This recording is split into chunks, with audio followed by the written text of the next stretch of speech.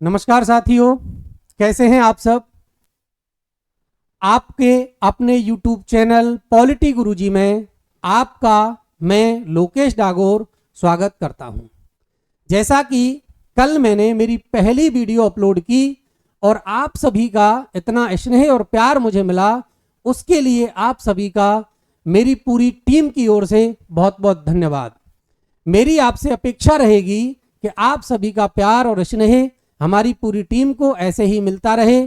तो चलते हैं आज के टॉपिक, जिसमें हम पढ़ेंगे संविधान सभा और संविधान सभा का पार्ट 2, क्योंकि कल हमने पार्ट 1 में पढ़ा था। संविधान सभा के पार्ट 2 के अंतर्गत आज हम संविधान सभा की प्रमुख बैठकें, संविधान सभा की समितियां, जिसमें एक प्रमुख समिति प्रारूप समिति है, उस प्रारूप समिति पर विस्तार से चर्चा करेंगे तथा संविधान के जो वाचन हुए हैं 3, इन टॉपिकों पर आज की इस क्लास में हम विस्तार से चर्चा करने वाले हैं। तो चलते हैं हमारे पहले टॉपिक की ओर, संविधान सभा की बैठकें। साथियों, जैसा कि कल की क्लास में हमने संविधान एक तरह से भारत में कैसे निर्माण होगा, 1895 से लेकर 1946 तक की जो यात्रा है वो हमने कल की क्लास में तय कर ली थी। एक बार थोड़ा सा सरसरी तरीके से उसको रिवीजन अगर आप देखें तो 1895 में बाल गंगाधर तिलक ने पहली बार संविधान सभा की मांग की। उसके बाद 1922 में गांधी जी ने मांग की। उसके बाद 1928 में नेहरू रिपोर्ट आएगी और उसके बाद 1934 में एम एन रॉय, 1935 में कांग्रेस ने आधिकारिक रूप से संविधान सभा की मांग की। 1938 में पंडित नेहरू ने वैश्य मताधिकार के आधार पर संविधान सभा की मांग की, लेकिन अब तक केवल भारतीय मांग करते आ रहे हैं। पहली बार 1940 में अगस्त प्रस्ताव के द्वारा अंग्रेजों ने भारतीय लोगों की मांग को स्वीकार किया। इसके बाद में हमने पढ़ा 1942 का क्रिप्स मिशन और 1940 के कैबिनेट मिशन के द्वारा भारतीय संविधान सभा की हमने स्थापना कर ली थी और सदस्यों का जो निर्वाचन है वो जुलाई अगस्त 1940 में हो गया था। ये हमने कल की क्लास में पढ़ा। आज की क्लास में जैसे ही सदस्यों का चुनाव होगा तो सबसे पहले संविधान की होगी बैठक संविधान सभा की। अब संविधान सभा की अगर बैठक की बात करें हम, तो संविधान सभा की जो बैठक हैं वो बैठकें हैं 167। कितनी हैं साथियों? 167 बैठकों में संविधान जो बनकर तैयार होगा भारत का, उसकी कुल बैठकों की संख्या आपको याद रखनी है, वो है 167। अधिवेशन अगर आपसे पूछे तो अधिवेशन आपको याद रखने हैं। अधिवेशनों की संख्या कितनी है? 12। अब यहां से देखो प्रश्न कैसे बनेगा। प्रश्न बनेगा, अधिवेशनों की संख्या अगर आपसे पूछी जाए तो अधिवेशन आपको याद रखने हैं 12 हैं, और अगर संविधान सभा की कुल बैठक आपसे पूछें तो बैठक आपको याद रखनी है कितनी है? 167। साथियों, जैसा अधिवेशन और सत्र तथा बैठक दोनों में डिफरेंस है। कुछ बुक्स में आप पढ़ते हो तो अधिवेशन भी 167 दे रखे हैं, या अधिवेशनों की संख्या बैठकों की संख्या कुछ में 12 बता रखी है, लेकिन अधिवेशन और सत्र में दोनों में डिफरेंस है। इसको जैसे अगर हम समझें तो जैसे संविधान सभा का प्रथम अधिवेशन की अगर हम बात करते हैं तो प्रथम अधिवेशन संविधान सभा का ये होगा 9 दिसंबर से लेकर 9 दिसंबर 1946 से 23 दिसंबर 1946। अब इसको समझो। देखो, अगर अधिवेशन की बात करें हम तो अधिवेशन क्या है? अधिवेशन है, पहला अधिवेशन की अगर हम बात करें तो 9 दिसंबर 1946 से होगा और 23 दिसंबर 1946 तक चलेगा। इस प्रकार कुल अधिवेशनों की संख्या कितनी है? 12 है।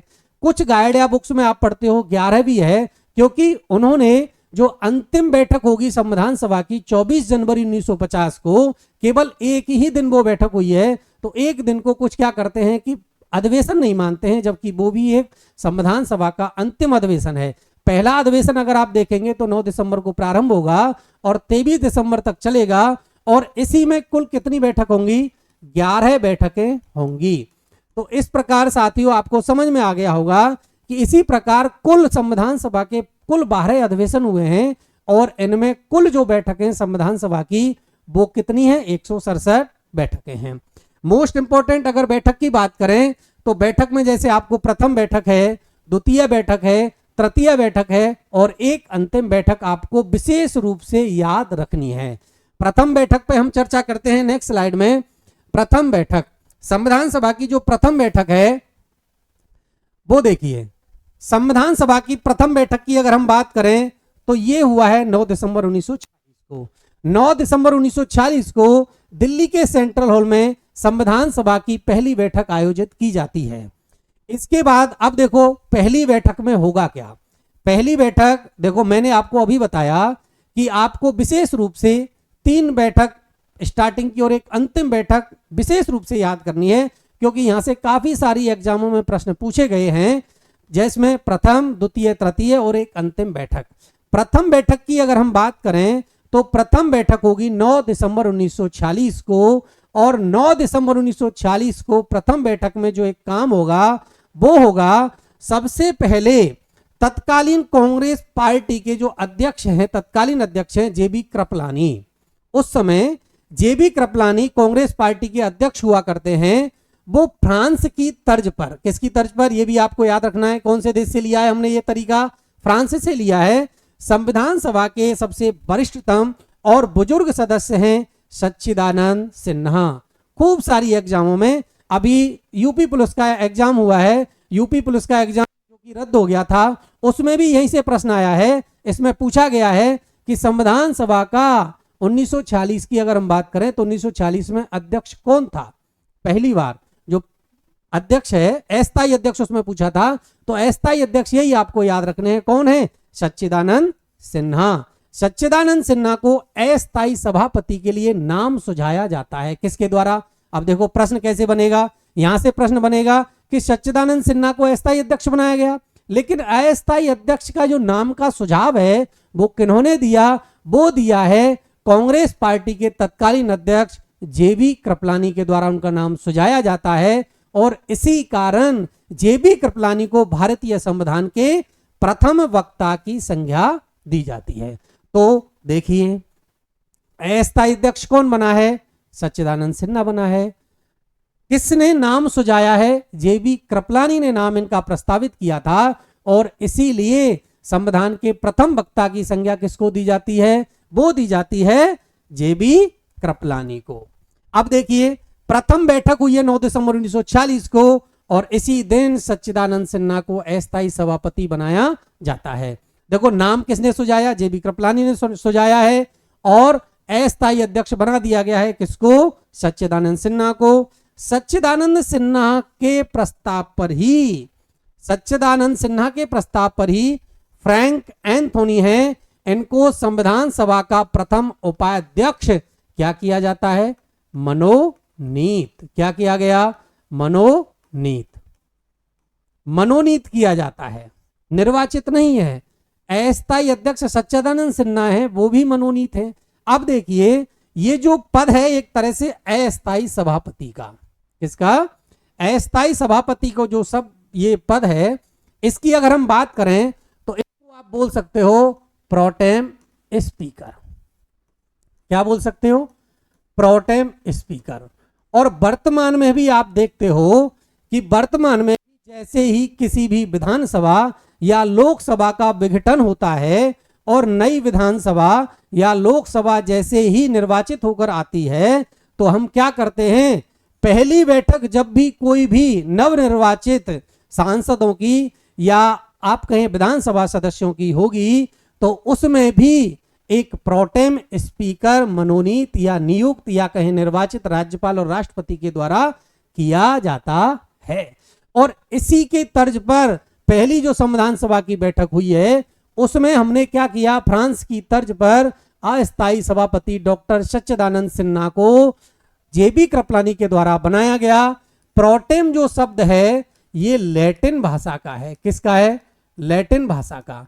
लैटिन भाषा, इसका अर्थ जो होता है वो होता है कुछ समय के लिए। अब कुछ समय के लिए क्या करेंगे, देखो ऐसा होता है जैसे ही किसी भी, जैसे अभी हाल ही में पिछले वर्ष 2023 में दिसंबर में राजस्थान की विधानसभा के इलेक्शन हुए, जैसे ही भजनलाल सरकार की गवर्नमेंट अस्तित्व में आई तो पहली बार राज्यपाल कलराज मिश्र के द्वारा सबसे बुजुर्ग सदस्य कालीचरण सराफ, कौन है, कालीचरण सराफ। कालीचरण जो सराफ हैं इन कालीचरण सराफ को क्या बनाया गया था? Protem speaker. अब देखो प्रोटेम स्पीकर बनाते हैं कुछ समय के लिए। इसका काम क्या होता है? इसका काम होगा कि जो भी सांसद या विधानसभा के सदस्य निर्वाचित होकर आए हैं सदन में, उनको क्या दिलाएगा? सांसद पद की या विधानसभा सदस्य पद की शपथ दिलाने का काम किसका है? प्रोटेम स्पीकर का है। इसके बाद और क्या करेगा? ये करेगा अध्यक्ष और उपाध्यक्ष की नियुक्ति। एक तरह से स्पीकर की जैसे ही नियुक्ति हो जाएगी और तत्काल प्रभाव से इसका पद ऑटोमेटिक क्या होता है? समाप्त हो जाता है। आशा करता हूं प्रोटेम स्पीकर की जो अवधारणा फ्रांस से हमने ली है ये आपको क्लियर हुई होगी। कोई डाउट हो तो मुझे कमेंट करके आप बताना। देखते हैं जैसे हमने क्या पहली बैठक में क्या होगा? 9 दिसंबर 1946 को अस्थायी अध्यक्ष सच्चिदानंद बनेंगे। और जो संविधान सभा की पहली बैठक में हमने एक तरह से ये अवधारणा फ्रांस से ली है, इसी की तर्ज पर वर्तमान में भी हम क्या करते हैं? जैसे ही कोई नई लोकसभा या विधानसभा का गठन होता है तो हमने आज भी इसी की तर्ज पर प्रोटेम स्पीकर को नियुक्त किया जाता है। अब देखो अगले बार क्या होगा?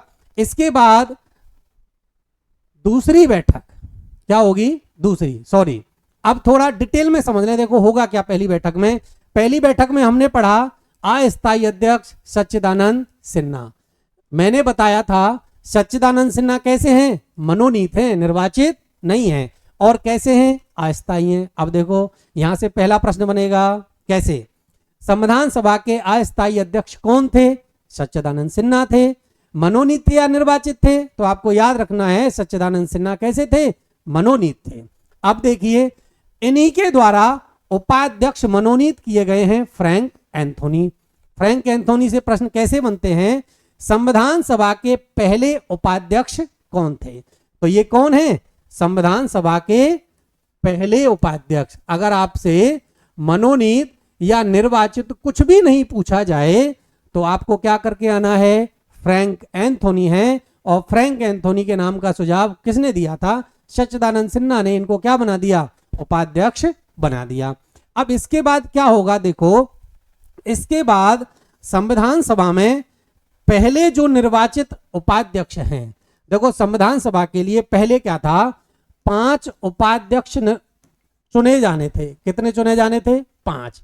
लेकिन बाद में केवल 2 ही उपाध्यक्ष निर्वाचित किए गए, जिनमें पहले जो उपाध्यक्ष थे वो तो मनोनीत थे फ्रैंक एंथोनी, और पहले निर्वाचित जो उपाध्यक्ष हैं वो हैं एच.सी. मुखर्जी।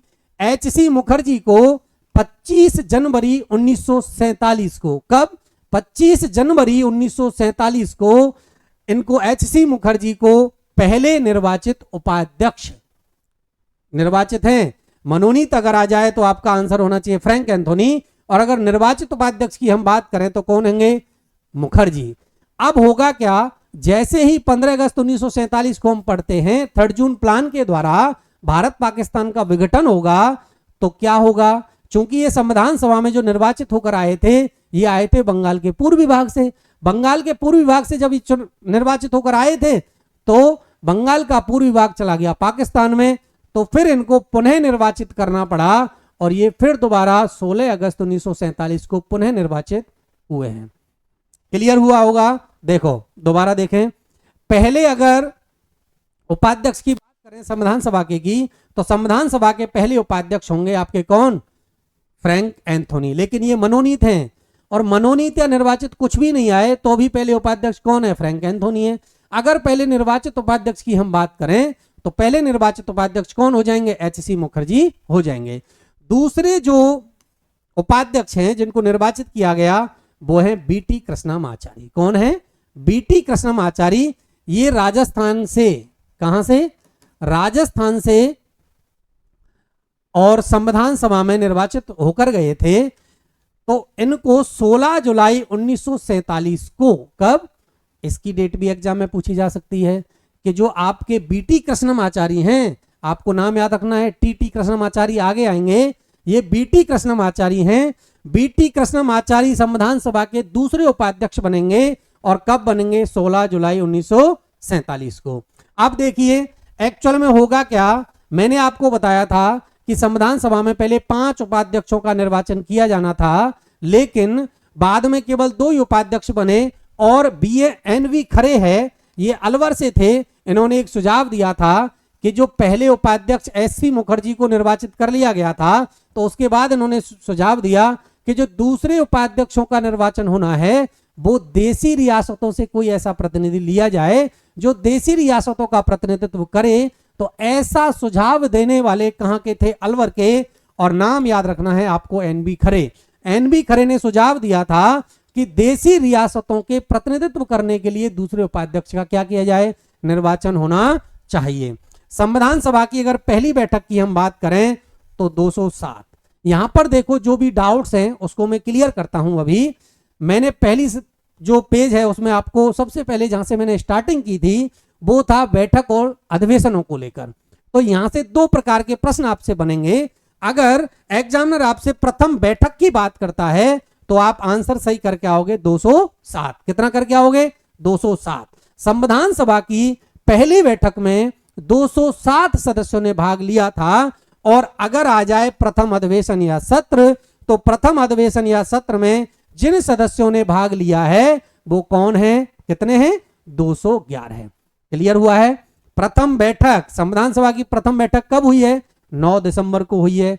तो अगर 9 दिसंबर की बात करे कोई कि 9 दिसंबर 1946 को संविधान सभा की बैठक में कितने मेंबर थे, तो आंसर आपका क्या होगा, 207। लेकिन अधिवेशन की अगर बात करें तो अधिवेशन मैंने आपको बताया था 9 दिसंबर 1946 से 23 दिसंबर 1946 तक पहला अधिवेशन चला है। और इस अधिवेशन में कितने मेंबरों ने भाग लिया, 211। क्लियर है, समझ में आया होगा। चलते हैं नेक्स्ट पॉइंट की ओर। संविधान सभा की प्रथम बैठक में देखो महिला सदस्यों से भी प्रश्न बना है। किससे, महिला सदस्यों से। कुल महिला सदस्य अगर आपसे पूछा जाए कि संविधान सभा में कुल महिला सदस्य कितनी थी, तो वो कितनी है, 15 है। कितनी है, 15। लेकिन अगर पूछ लिया जाए संविधान सभा की पहली बैठक 9 दिसंबर 1946 को हुई, उस बैठक में कितनी महिला सदस्य हैं, तो आंसर क्या है आपका, 10। कितनी महिला, 10 महिला सदस्यों ने भाग लिया था। संविधान सभा की प्रथम बैठक को शोक बैठक, इंपोर्टेंट फैक्ट, शोक बैठक, संविधान सभा की जो पहली बैठक है उसको क्या बोलेंगे, शोक बैठक के नाम से भी जाना जाता है। क्यों, कारण है यहां पर प्रसन्न देव रैकूट हैं। कौन है, प्रसन्न देव रैकूट हैं। और ये प्रसन्न देव रैकूट भी बंगाल से निर्वाचित हुए थे और इनका 9 दिसंबर को हो जाता है निधन। क्या हो गया, निधन। 9 दिसंबर 1946 को पहली बैठक के दिन ही प्रसन्न देव रैकूट का हो जाता है निधन। इसलिए संविधान सभा की पहली बैठक को शोक बैठक के नाम से भी जाना जाता है। क्लियर है। देखो अस्थायी अध्यक्ष सच्चिदानंद सिन्हा है। कैसे हैं, मनोनीत है। अस्थायी उपाध्यक्ष अगर पहले पूछ ले, फ्रैंक एंथोनी है। कौन है, फ्रैंक एंथोनी है, ये भी मनोनीत है। अगर पहले निर्वाचित उपाध्यक्ष पूछ लिए तो एससी मुखर्जी हैं। कौन है, एससी मुखर्जी हैं। और दूसरे जो उपाध्यक्ष हैं वो कौन है, बीटी कृष्णमाचारी हैं, जो राजस्थान से निर्वाचित हुए हैं। अब देखो इसके बाद ये देशी रियासतों का प्रतिनिधित्व करने के लिए बीटी कृष्णमाचारी को संविधान सभा के दूसरे उपाध्यक्ष बनाया गया था। इसका सुझाव किसने दिया है, तो वो है आपके एनबी खरे, जो कि अलवर से हैं। इसके बाद हम पढ़ेंगे कि संविधान सभा की पहली बैठक में कितने सदस्यों ने भाग लिया, तो वो सदस्य संख्या आपको याद रखनी है, 207। और इसके बाद अगर प्रथम अधिवेशन पूछ ले तो 211 हैं। संविधान सभा की पहली बैठक में महिला सदस्य पूछ ले तो 10 महिलाओं ने भाग लिया है। कुल महिला सदस्य संविधान सभा में कितनी थी, तो वो 15 महिलाएं हैं। और संविधान सभा की प्रथम बैठक को शोक बैठक के नाम से भी जाना जाता है। क्यों, क्योंकि प्रसन्न देव रैकूट जो हैं उनका निधन हो जाता है, रैकूट का, और इसलिए संविधान सभा की को हम पहली बैठक को शोक बैठक के नाम से जानते हैं। चलते हैं संविधान सभा की द्वितीय बैठक की ओर। द्वितीय बैठक मैंने आपको स्टार्टिंग में बता दिया था, पहली, दूसरी, तीसरी और लास्ट की जो बैठक है वो इंपॉर्टेंट है। पहली बैठक से जितने भी प्रश्न बनते हैं वो मैंने सारे क्लियर कर दिए हैं। सेकंड बैठक जो है वो सेकंड बैठक कब होगी, 11 दिसंबर 1946 को। 11 दिसंबर 1946 को संविधान सभा की दूसरी बैठक हो गई और दूसरी बैठक में होगा क्या, डॉक्टर राजेंद्र प्रसाद, कौन है, डॉक्टर राजेंद्र प्रसाद को निर्विरोध स्थायी अध्यक्ष निर्वाचित किया गया। क्या किया गया, निर्वाचित। और कैसे किया गया, निर्विरोध है, स्थायी अध्यक्ष हैं। अस्थायी अध्यक्ष की अगर बात करें तो सच्चिदानंद सिन्हा है, और संविधान सभा के स्थायी अध्यक्ष की अगर हम बात करें तो डॉक्टर राजेंद्र प्रसाद है। और कब, द्वितीय बैठक में बने हैं 11 दिसंबर को। इनके नाम का जो प्रस्ताव है वो भी जेबी कृपलानी के द्वारा ही दिया जाता है। देखो, आचार्य जेबी कृपलानी ने सच्चिदानंद सिन्हा के नाम का भी प्रस्ताव दिया था, इसलिए संविधान सभा के प्रथम वक्ता के नाम के रूप में किसको जानते हैं हम, जेबी कृपलानी को संविधान सभा का प्रथम वक्ता कहा जाता है। और राजेंद्र प्रसाद के नाम का भी सुझाव कृपलानी ने ही रखा है, और इनका जो अनुमोदन किया था वो किया था सरदार वल्लभ भाई पटेल ने। सरदार वल्लभ भाई पटेल के द्वारा इनके नाम का समर्थन किया जाता है। तो यह है संविधान सभा की द्वितीय बैठक। द्वितीय बैठक में 11 दिसंबर 1946 को होगी। डॉक्टर राजेंद्र प्रसाद को संविधान सभा का निर्विरोध अस्थायी अध्यक्ष निर्वाचित कर दिया जाता है। इनके नाम का प्रस्ताव कृपलानी रखेंगे और सरदार वल्लभ भाई पटेल इनके नाम का समर्थन करेंगे। चलते हैं नेक्स्ट पेज की ओर। संविधान सभा की तृतीय बैठक। संविधान सभा की तृतीय बैठक में जो मोस्ट इंपोर्टेंट फैक्ट है वो आपको याद रखना है। एक तो इसकी डेट पूछ ली जाती है। क्या पूछ ली जाती है, डेट। तो डेट है 13 दिसंबर 1946। क्या है, 13 दिसंबर 1946 को संविधान सभा की तीसरी बैठक होगी और इसमें एक बहुत ही महत्वपूर्ण ऐतिहासिक प्रस्ताव पंडित जवाहरलाल नेहरू के द्वारा प्रस्तुत किया जाता है, जिसको उद्देश्य प्रस्ताव के नाम से हम जानते हैं। तो संविधान सभा की तृतीय बैठक में कौन, जवाहरलाल नेहरू उद्देश्य प्रस्ताव प्रस्तुत करेंगे, जिसको संविधान सभा 22 जनवरी 1947 को क्या कर देगी, पारित कर देती है। देखो, संविधान सभा की तीसरी बैठक 13 दिसंबर 1946 को आयोजित की गई, जिसमें जवाहरलाल नेहरू के द्वारा क्या प्रस्तुत किया गया, उद्देश्य प्रस्ताव। ये जो नेहरू के द्वारा प्रस्तुत उद्देश्य प्रस्ताव है, ये संविधान सभा के द्वारा 22 जनवरी 1947 को पारित कर दिया जाता है। नेहरू के उद्देश्य प्रस्ताव में ये भी प्रश्न बनता है, नेहरू जी के द्वारा जो उद्देश्य प्रस्ताव प्रस्तुत किया गया है उसमें कितने उद्देश्य थे, 8 उद्देश्य हैं, जो कि नेक्स्ट पेज पर हम क्लियर करेंगे। इस प्रस्ताव का देखिए पुरुषोत्तम दास टंडन ने समर्थन किया है। ये जो प्रस्ताव है, इस प्रस्ताव का समर्थन जो किया है वो किया है पुरुषोत्तम दास टंडन ने, और मोहनलाल सक्सेना जी हैं जो इस प्रस्ताव को उर्दू में क्या है उन्होंने पढ़ा है। ये आपके उद्देश्य प्रस्ताव से जो संबंधित हैं, ये सारे पॉइंट्स क्लियर हैं। देखिए दोबारा, उद्देश्य प्रस्ताव पंडित जवाहरलाल नेहरू प्रस्तुत करेंगे। कब प्रस्तुत करेंगे, संविधान सभा की तीसरी बैठक में 13 दिसंबर 1946 को, और भारत की संविधान सभा इसको 22 जनवरी 1947 को पारित कर देगी। इनके द्वारा जो प्रस्तुत उद्देश्य प्रस्ताव है उसमें 8 उद्देश्य हैं। अब आपको पढ़ना है कि इनके जो नाम, ये प्रस्ताव जो है इसका समर्थन करने वाले जो हैं वो हैं पुरुषोत्तम दास टंडन और मोहनलाल सक्सेना हैं। वो इसको उर्दू अनुवाद इन्होंने किया था, उर्दू अनुवाद में इसको पढ़ा था। अब देखिए, संविधान सभा में जब तृतीय बैठक में उद्देश्य प्रस्ताव है, एक बार चलते हैं कि जो 8 के 8 उद्देश्य थे ये क्या थे। 8 उद्देश्यों की अगर हम बात करें तो देखिए, स्वतंत्र संप्रभु भारतीय गणराज्य की स्थापना करना। पहला उद्देश्य इसमें जो था वो था स्वतंत्र और संप्रभु भारतीय गणराज्य की स्थापना करना। दूसरा उद्देश्य था स्वतंत्र भारतीय संघ में शामिल क्षेत्र। अब देखिए, स्वतंत्र भारतीय संघ में शामिल क्षेत्र उद्देश्य प्रस्ताव में पंडित नेहरू ने ये क्लियर किया था कि जो भारतीय संघ होगा उसमें कौन कौन से क्षेत्र शामिल होंगे। तो ब्रिटिश भारत जो है वो भारतीय संघ में शामिल होगा, देशी जो रियासत है वो भी भारतीय संघ में शामिल होगा, अन्य भारतीय क्षेत्र जो बाद में आए हैं गोवा और पांडिचेरी ये भी होंगे शामिल, और अन्य क्षेत्र जो स्वेच्छा से भारत में शामिल होना चाहते हैं। देखिए, जैसे बाद में सिक्किम को पहले अस्थायी राज्य का दर्जा देते हैं। 35वें और 36वें संविधान संशोधन आपने पढ़े हैं, सिक्किम से रिलेटेड हैं। सिक्किम भी पहले भारत का पार्ट नहीं था, 35वीं और 36वीं संविधान संशोधन के द्वारा भारत में क्या किया है, इसको शामिल। तो भारत के संघ में कौन से जो क्षेत्र शामिल होंगे वो भी उद्देश्य प्रस्ताव में पंडित नेहरू ने वर्णित किया था। तीसरा जो इनका उद्देश्य था वो था राज्यों को स्वायत्तता और अवशिष्ट शक्तियां प्रदान की जाएं। मतलब एक तरह से ये केंद्र को ज्यादा शक्तिशाली नहीं बनाना चाहते थे, बल्कि शक्तियों का क्या करना चाहते थे, विकेंद्रीकरण करना चाहते थे, शक्ति पृथक्करण करना चाहते थे। अगला जो पॉइंट है इसका वो है शासन की समस्त शक्ति का स्रोत भारत की जनता होगी, अर्थात लोकतंत्र की स्थापना। क्योंकि लोकतंत्र में क्या होता है, लोकतंत्र ही तो जनता का शासन है। और ये क्या चाहते थे कि एक्चुअल में जो शक्तियां हैं, शक्ति का जो सोर्स है वो क्या होनी चाहिए, भारत की जनता होनी चाहिए। पांचवा पॉइंट जो था वो था देश के सभी नागरिकों को न्याय। कितने प्रकार के न्याय की बात की है, सामाजिक, आर्थिक और राजनीतिक। 3 प्रकार के न्याय की बात पंडित जवाहरलाल नेहरू ने अपने उद्देश्य प्रस्ताव में की। स्वतंत्रता की अगर हम बात करें तो विचार, अभिव्यक्ति, विश्वास, धर्म, उपासना, व्यवसाय करने की, संघ बनाने की और कार्य करने की स्वतंत्रता का विचार इन्होंने उद्देश्य प्रस्ताव में प्रस्तुत किया था। समानता की अगर हम बात करें तो प्रतिष्ठा, अवसर और विधि के समक्ष समता की बात पंडित नेहरू उद्देश्य प्रस्ताव में करते हैं। छठवां जो पॉइंट था इनका वो था अल्पसंख्यक, पिछड़े, जनजातीय क्षेत्र, सामाजिक रूप से पिछड़े और वंचित वर्ग के हितों के संरक्षण के लिए विशेष उपाय किए जाने चाहिए।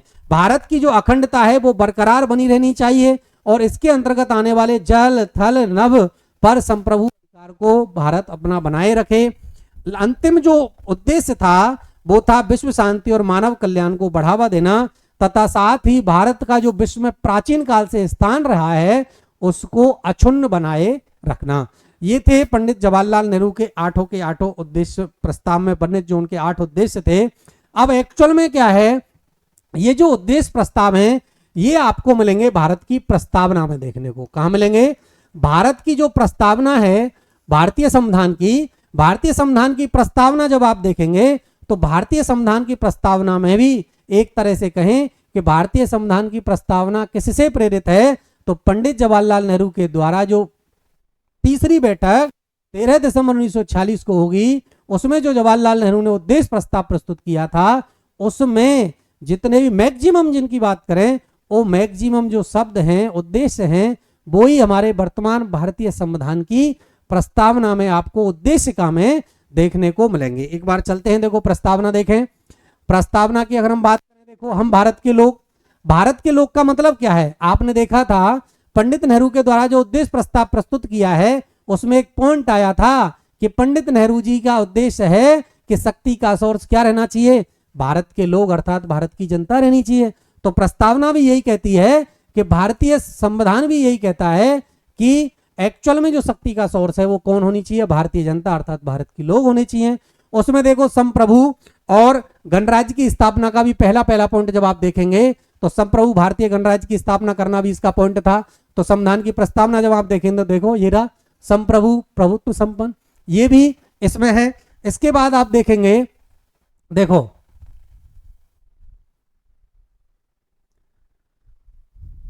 शक्ति का सोर्स और ये शक्ति का स्रोत हो गया भारत की जनता। न्याय की बात भी हमारे भारत के संविधान की प्रस्तावना में होगी।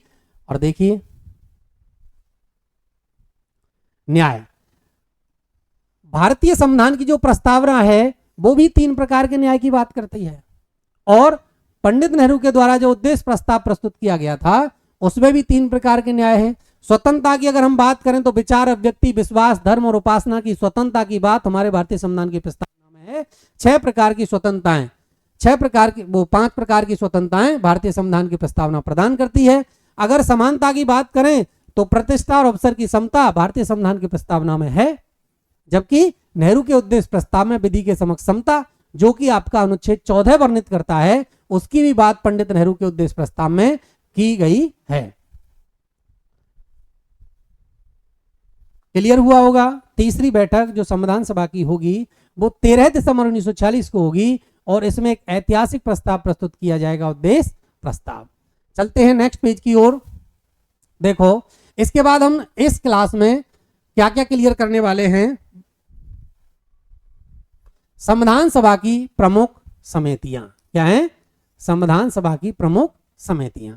संविधान सभा की प्रमुख समितियों एक की हम बात करें तो इनमें से सबसे मोस्ट इंपोर्टेंट जो समिति है वो तो है प्रारूप समिति।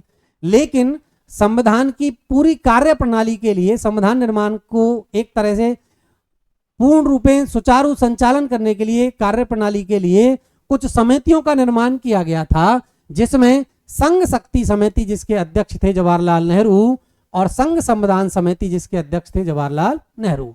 दो समितियां हैं, संघ शक्ति समिति और संघ संविधान समिति। संघ शक्ति और संघ संविधान समिति दोनों के अध्यक्ष कौन है? पंडित जवाहरलाल नेहरू हैं। आपको संघ शब्द से याद रखना है, संघ शब्द जहां भी आ जाए वहां आप अध्यक्ष कौन करके आओगे समितियों में?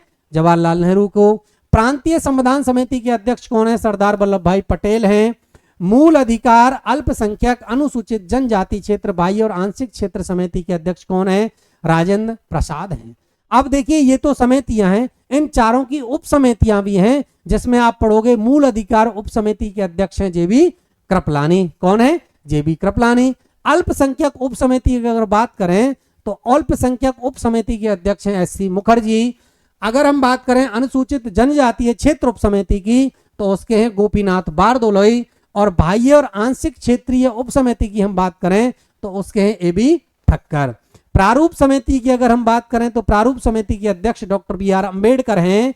और संचालन समिति, प्रक्रिया नियम समिति और तदर्थ झंडा समिति, देखो साधारण सी बात है, संचालन कौन करेगा? प्रक्रिया नियम कौन बनाएगा?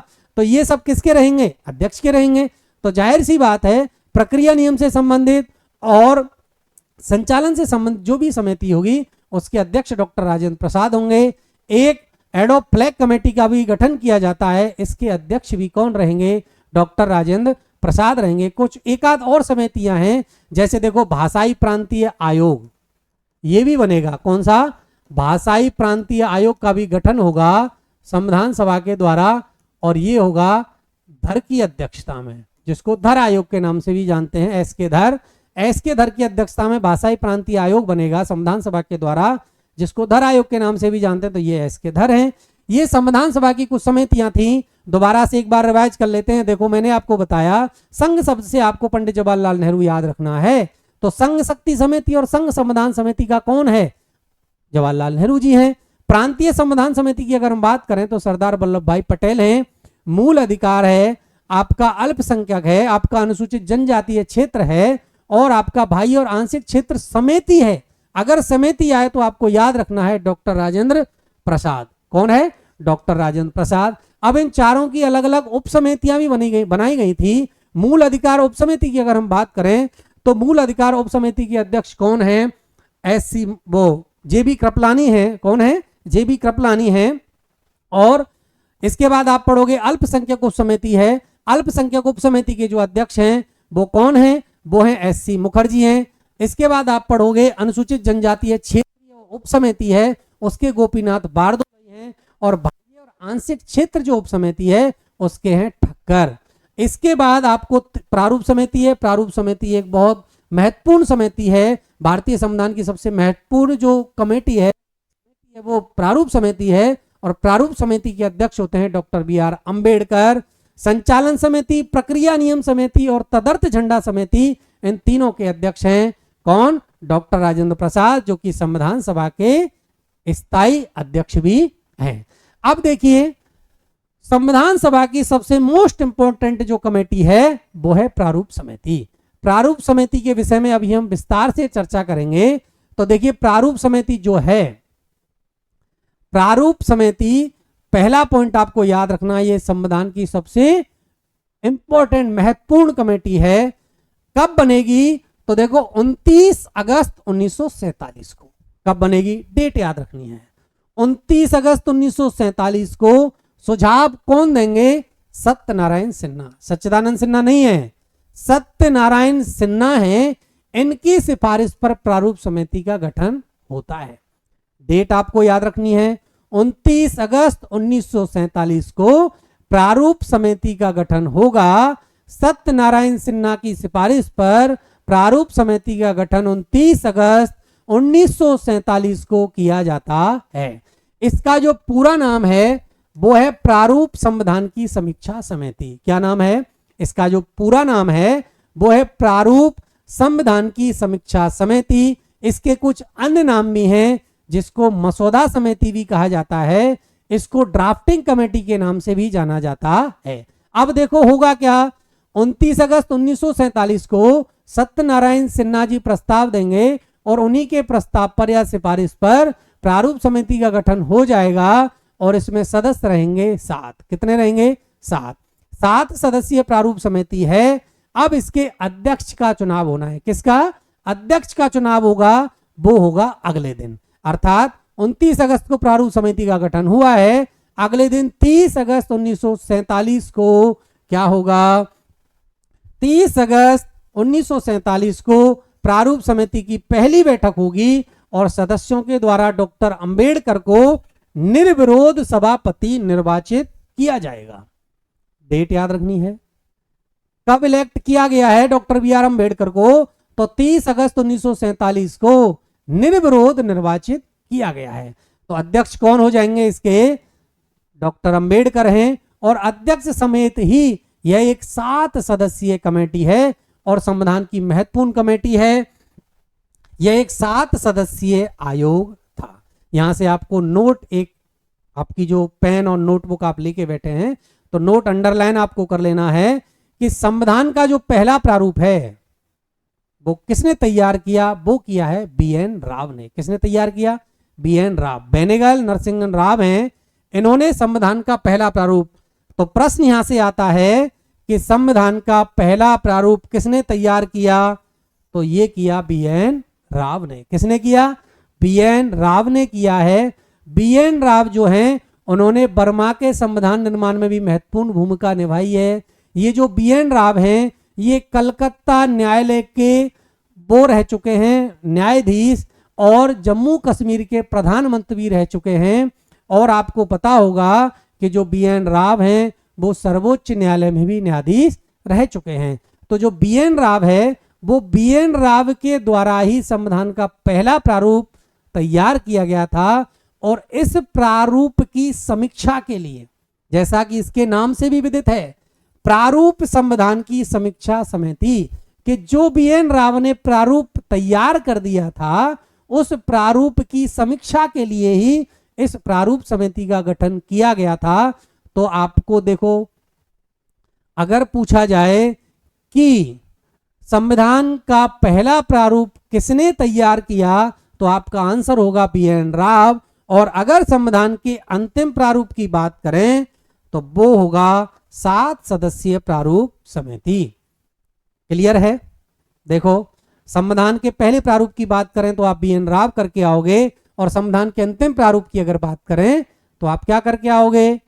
आपकी प्रारूप समिति है जिसमें सदस्य कितने हैं? 7 सदस्य। एक बार हम नजर कर लेते हैं जो 7 सदस्य हैं वो कौन कौन है। अब देखो, 7 सदस्यों की अगर हम बात करें तो 7 सदस्य में देखो अध्यक्ष हैं डॉक्टर बी आर अंबेडकर हैं। इसमें एक सदस्य की हम बात करते हैं, 1 मिनट देखो, इसमें अलग से एक स्लाइड लेते हैं हम, प्रारूप समिति के सदस्य।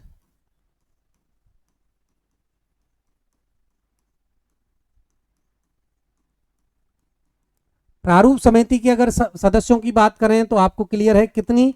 ये 7 सदस्यीय कमेटी थी जिसके अध्यक्ष 30 अगस्त 1947 को किसको बनाया गया था? डॉक्टर अंबेडकर को बनाया गया था। दूसरा जो है वो है के एम मुंशी। कौन है? के एम मुंशी, कन्हैयालाल मुंशी हैं। ये एकमात्र कांग्रेसी नेता थे, इसमें एकमात्र कांग्रेसी नेता। दूसरी अगर हम बात करें तो इसमें नाम आता है अल्लादी कृष्णास्वामी अय्यर। अल्लादी कृष्णास्वामी अय्यर। चौथा नाम आपको याद रखना है गोपाल स्वामी आयंगर। कौन है? गोपाल स्वामी आयंगर। गोपाल स्वामी आयंगर हैं। एक है मोहम्मद सादुल्ला। कौन है? मोहम्मद सादुल्ला। एक है इसके एन माधव राव। कौन है? एन माधव राव। अब एन माधव राव पहले इस प्रारूप समिति के सदस्य नहीं थे। बीएल मित्र स्वास्थ्य कारणों से देंगे त्याग पत्र, और स्वास्थ्य कारणों से त्याग पत्र देने के कारण किसको नया सदस्य नियुक्त किया जाएगा इसमें? तो वो है एन माधव राव। 7वें जो सदस्य हैं वो भी इसमें पहले नहीं थे, बाद में आए हैं। वो सॉरी,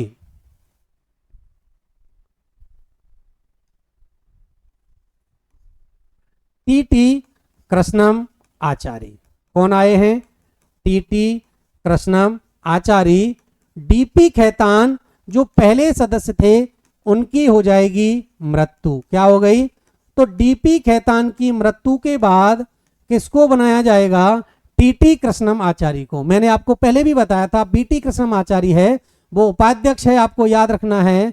वो संविधान सभा के निर्वाचित सेकंड नंबर के जो उपाध्यक्ष हैं वो हैं, और यहाँ है टीटी कृष्णम आचार्य, ये प्रारूप समिति के सदस्य थे। तो प्रारूप समिति कितने सदस्य थी? 7 सदस्यीय कमेटी थी, जिसमें डॉक्टर BR अम्बेडकर अध्यक्ष हैं, KM मुंशी सदस्य हैं, अल्लादी कृष्णा स्वामी अय्यर है, गोपाल स्वामी आयंगर है, मोहम्मद सादुल्ला है, और जैसे ही BL मित्र स्वास्थ्य कारणों से त्यागपत्र देंगे तो N माधव राव सदस्य बनेंगे, और डीपी खेतान की मृत्यु के बाद टीटी कृष्णम आचार्य को क्या बनाया जाता है? सदस्य बनाया जाता है। चलते हैं नेक्स्ट पेज की ओर। इसके बाद हम पढ़ेंगे संविधान सभा के वाचन। संविधान सभा के जो वाचन हैं, ये संविधान सभा के, देखो पहला प्रश्न यहां से बनेगा कि संविधान सभा के कुल कितने वाचन हुए। तो संविधान सभा के वाचन आपको याद रखने हैं कि संविधान सभा में कुल वाचन हुए 3, प्रथम वाचन, द्वितीय वाचन, तृतीय वाचन। यहां से देखो मैच भी करा सकता है एग्जामिनर आपसे कि संविधान के जो वाचन है उनको मैच, तो उसके लिए आपको डेट याद रखनी है।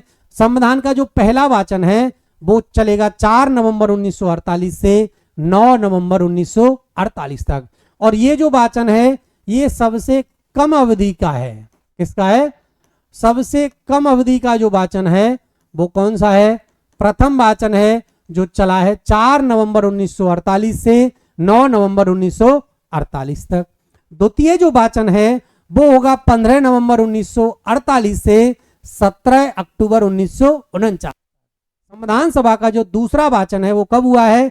15 नवंबर 1948 से 17 अक्टूबर 1949, और संविधान सभा का जो तीसरा वाचन है वो हुआ है 14 नवंबर 1949 से 26 नवंबर 1949 तक।